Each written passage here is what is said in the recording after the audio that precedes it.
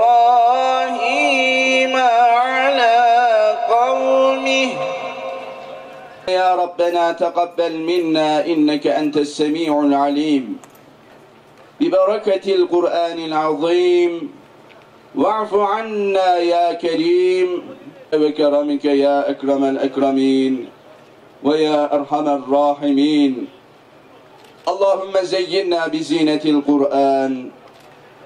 Hasıl olan ecir ve sevabı tüm ehli imanın, ümmeti Muhammed'in cümle geçmişlerinin ruhlarına hediyeledik, vasıl eyle. Maden faciasında inşallah şehit olan bu kardeşlerimize rahmet eyle. Yakınlarına sabr-ı cemil niyaz eyle ya Rabbi. Ya Rabbel Alemin, affedicisin, affı seversin, cümlemizi affeyle. Affedicisin, affı seversin, cümlemizi affeyle. Diyarbakır'ın İslam tarihinde çok önemli olduğunu ifade etmek istiyorum. Sevgili Diyarbakırlar, tarih milletlerin hatıra defteri gibidir. Biz şu an hatıra defterinin ilgili sayfalarını açıyoruz. Onu baktığımızda Diyarbakır'ın bölgemiz için, ülkemiz için, İslam alemi için ne kadar önemli bir kavşak noktası olduğunu görüyoruz. Dediğim gibi 639'da Halid bin Velid'in oğlu Hazreti Süleyman ile birlikte bölgemiz İslam'la tanışmış ve bu coğrafya artık rahmet kapıları sonuna kadar açılan bir coğrafyaya dönüşmüştür. Bu bölgemiz için gerçekten önemlidir. Şu an Eğil, peygamberler metfunun olduğu yerdeyiz. Kur'an-ı Kerim'de ismi geçen 25 peygamberden ikisi ki Hazreti Zülkifil ve Hazreti Elyasa işte burada metfundurlar. Burada aynı zamanda şu hadisin de gerçekleştiğini görüyoruz. Bundan 15 asır önce Peygamberimiz Hazreti Muhammed sallallahu aleyhi ve sellem şöyle buyurmuştur. Allah toprağa şehitleri ve peygamberleri çürütmeyi haram kılmıştır demiştir. İşte bugün burada onu yaşıyoruz. 1995 yılında bu kabirler, daha önce bu baraj gölü tutulmamıştı. Dicle kıyısında idiler ve baraj gölü havzası içerisinde kalmasın diye bu kabirler açıldı ve şu an metfun bulunduğu noktaya geldi ve o arada tabii bu kabirleri getiren şahsiyetlerden halen yaşayanlar var. Ben onlarla bizzat kendileriyle görüştüm. Açıp baktıklarında gerçekten mübareklerin yeni bir insan ölüsü gibi taptaze olduklarını ve üzerindeki kisvelerin de hiç bozulmadığını ifade ediyorlar. Salı günü milletçe çok büyük bir acı yaşadık.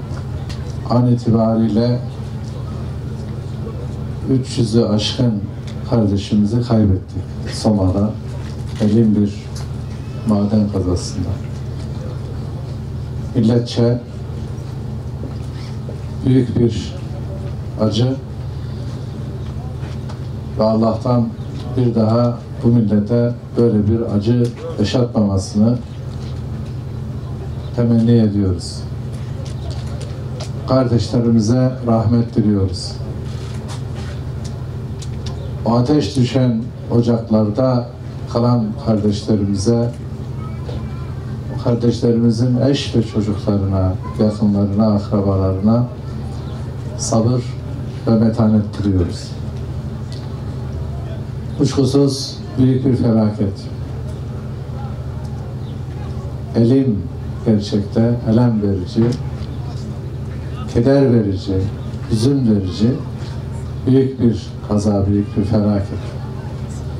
Elbette bununla ilgili tahkikat, soruşturma yapılıyor, yapılacak. İhmali, kusuru, hatası, eksiği olanlar tespit edilip onlarla ilgili de gerekli işlemler yapılacak. Yine tabii milletçe, devlet olarak bu tür kazaların bir daha yaşanmaması ve bunun son olması dilek ve temennisinin yanında bir de bunun şartlarının elbette gözden geçirileceği ve eksiklik vesaire bir husus varsa bundan sonraya dönük olarak ilave tedbirler alınmak suretiyle bir daha bu tür kazaların yaşanmaması için de elbette gereken yapılacak.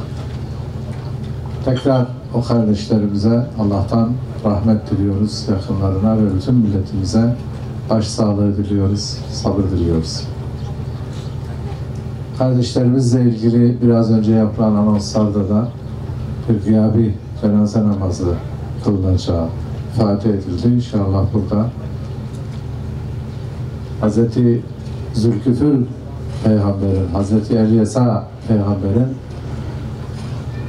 Harun Nebi ve diğer Nebilerin kabirlerinin bulunduğu bu kutlu, bu mukaddes beldede o kadar mümin, tevhid inancına bağlı hemşehrimizin bulunduğu, misafirlerimizin bulunduğu bir ortamda onlara hep birlikte dua edeceğiz.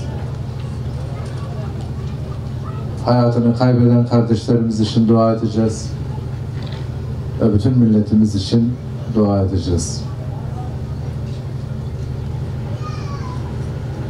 Bulunduğumuz yer, tabii bu program değerli kardeşlerim, çok önceden planlanmış bir sempozyum ve bilebildiğim kadarıyla da Diyarbakır ilk defa Peygamberler Sempozyumu bu şekilde düzenliyor. Büyük bir etkinlikle. Burada valiliğimizin, üniversitemizin, GAP Kalkınma İdaresi'nin ve diğer ilgili kuruluşlarımızın, Eğil Kaymakamlığımızın hepsinin katkıları var. Bilim insanları, dün akademisyenler, dinler tarihi açısından buradaki medfun peygamberlerin ve nebilerin ve diğer kuşkusuz bölgedeki bizim açımızdan yüksek değeri bulunan kültür ve dini varlıklarımızın, değerlerimizin, İslami açıdan inanç değerlerimizin bunlarla ilgili ayrıntılı bilgiler verildi, çalışmalar yapıldı. Bunlar tabii kitaplaştırılacak, yayınlanacak, kalıcı hale getirilecek. Bu belde kutlu bir belde. Bu belde Kur'an-ı Kerim'de ismi geçen peygamberlerin kabirlerinin ve makamlarının bulunduğu.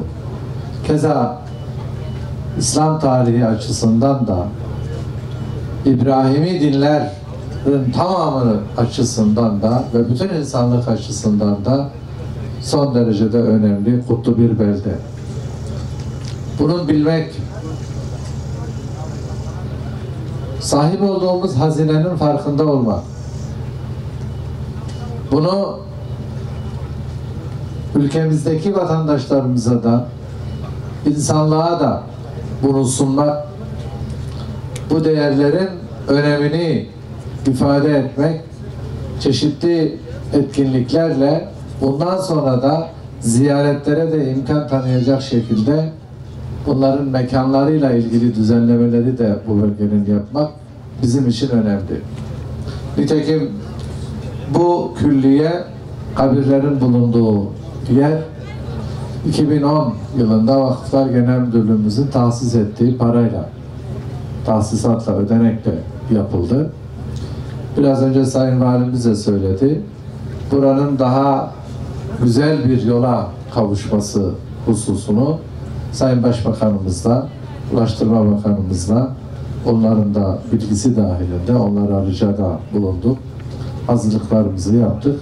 İnşallah projesi de yapıldı. En kısa süre içerisinde bu da başlanır ve burası buraya yakışır. Buraya ziyarete gelen insanların daha rahat ulaşmalarını temin edecek bölgeye yakışır bir altyapı tamamlanmış olur. Bizim açımızdan Diyarbakır'ın tanınması, bilinmesi, Eylül'ün tanınması, bilinmesi önemli. Tarihimiz için, inancımız için, inanç değerlerimiz için, kültür varlıklarımız açısından son derecede önemli. Bizim hazinemiz sadece varlığımız değil. Bunu bileceğiz. Onun için devletin bütün kurum ve kuruluşlarını hangi bakanlığa bağlı, hangi bakanlıkla ilişkili çalışıyorsa çalışsınlar, bütün işte kurul gibi çalışan bütün bu tür bürokratik yapılarında, karar mekanizmalarının da Diyarbakır'ın ve Türkiye'nin ve İslam aleminin ve bütün insanlığın bu önemli değerlerini bilmesi, kaydetmesi, buna sahip çıkması, bununla ilgili hizmetlerin arttırılması için herkesin üzerine düşmesi gerekiyor.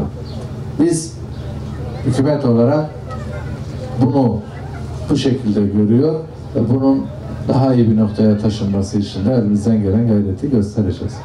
Değerli kardeşlerim, bugün Cuma, etkinliklerimiz hem bu Soma'daki şehitlerimiz için, Azazede kardeşlerimiz için yapılacak olan hatim duaları var, cenaze namazı var ve cuma namazı var. Allah ibadetlerinizi kabul etsin, dualarınızı kabul etsin. Kardeşlerimize tekrar Allah'tan rahmet diliyorum.